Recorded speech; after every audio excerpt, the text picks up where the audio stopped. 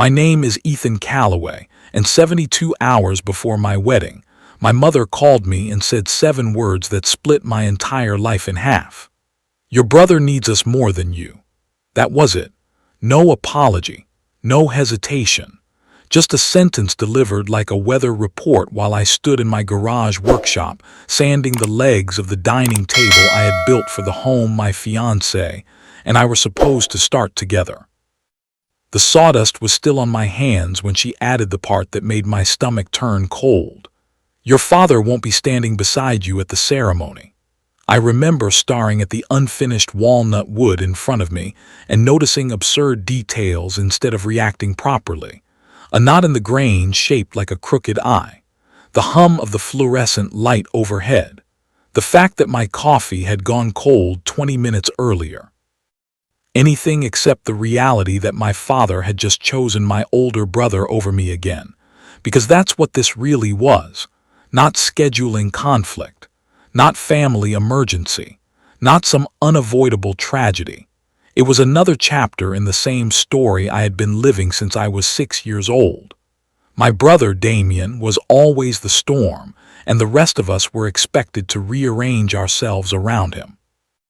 We grew up in a small Pennsylvania town where everyone knew my father's construction company, and everyone knew Damien Calloway was the golden child quarterback with the perfect smile and the reckless charm that made people forgive him before he even apologized.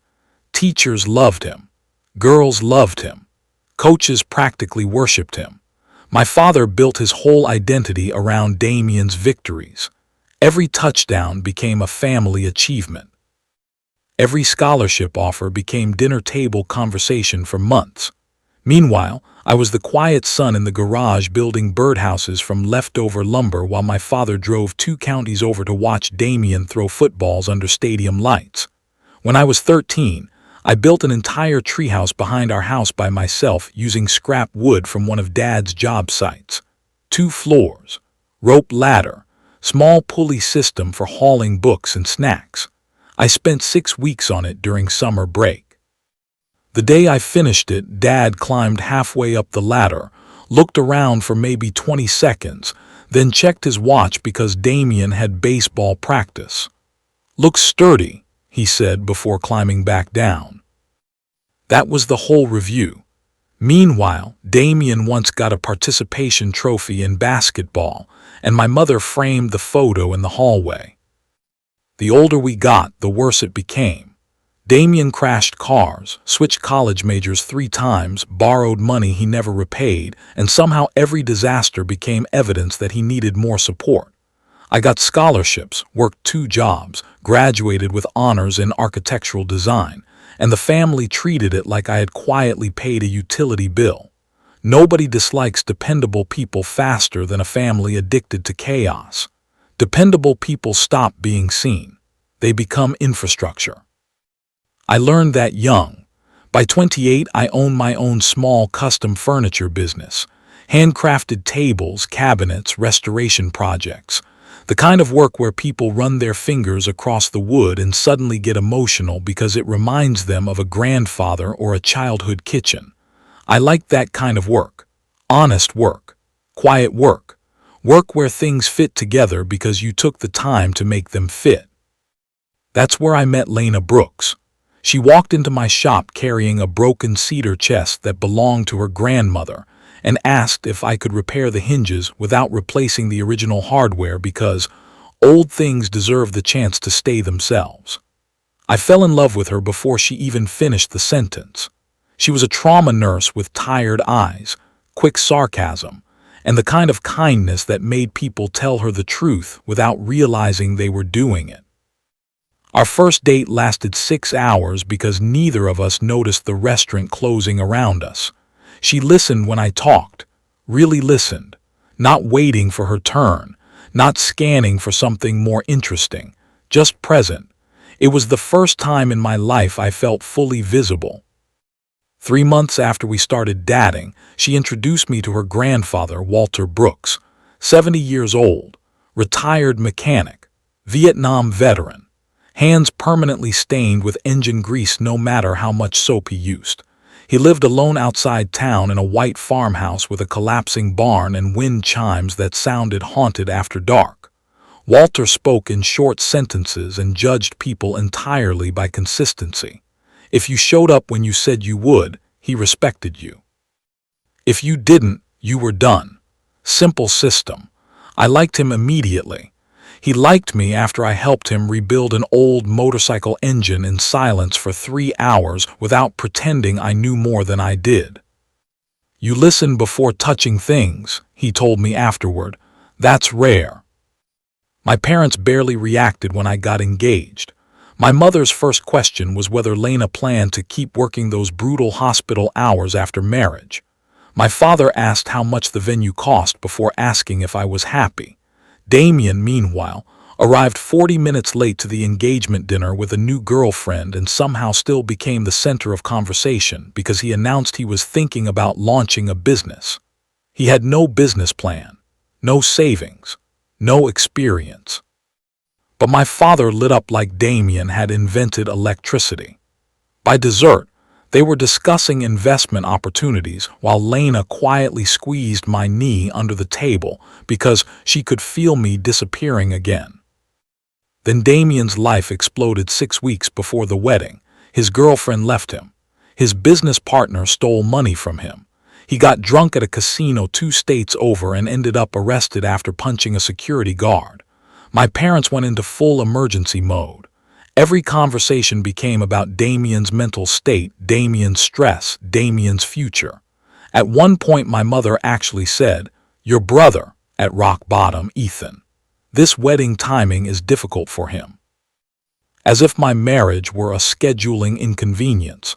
As if my happiness were inconsiderate.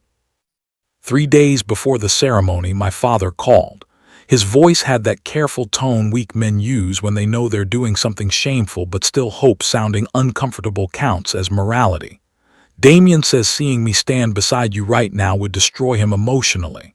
I laughed because the sentence was so insane my brain rejected it.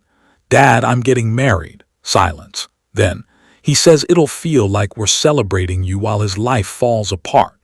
There it was, the family equation. My joy minus Damien's sadness always had to equal Damien, always. So what happens now? I asked. Your mother thinks maybe walking alone would make a statement. Modern grooms do that sometimes. Modern grooms. Like she found the idea in a magazine 10 minutes earlier. I hung up before I said something unforgivable. Lena found me sitting on the garage floor staring at half-finished table legs. I told her everything. She listened quietly, then asked one question. Who has actually shown up for you consistently? I didn't answer immediately because the truth hit too hard. Walter, it was Walter, the man who checked my tire pressure before road trips, the man who called every Sunday asking if I'd eaten, the man who once drove 40 miles in snow because I casually mentioned my workshop heater stopped working.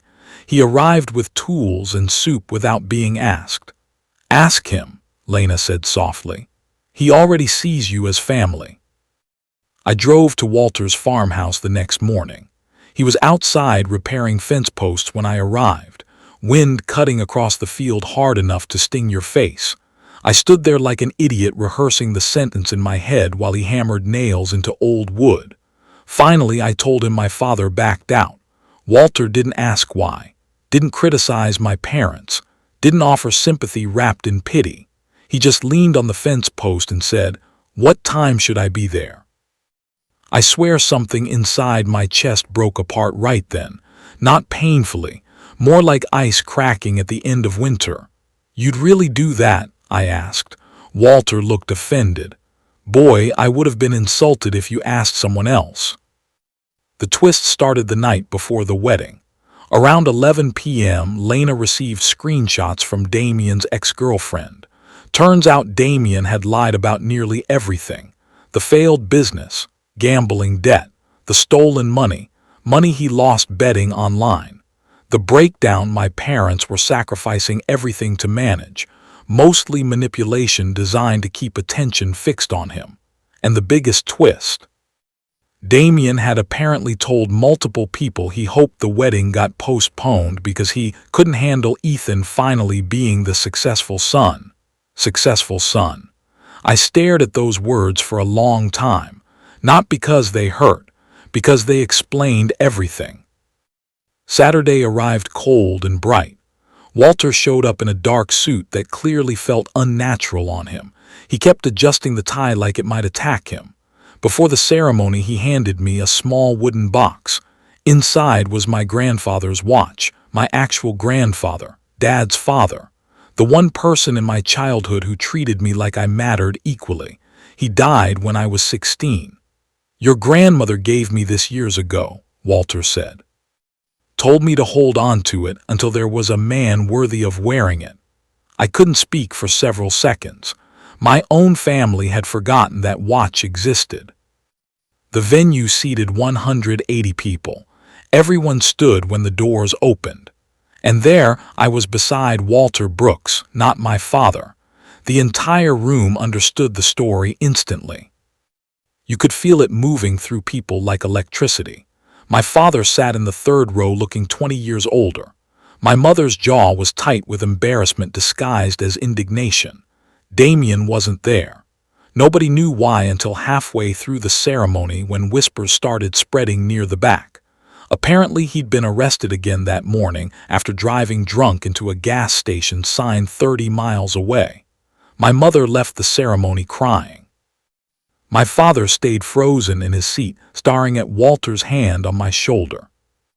At the altar, the officiant asked the traditional question, "Who stands beside this man as he enters marriage?" Walter cleared his throat. "The people who never left him." Half the room cried instantly.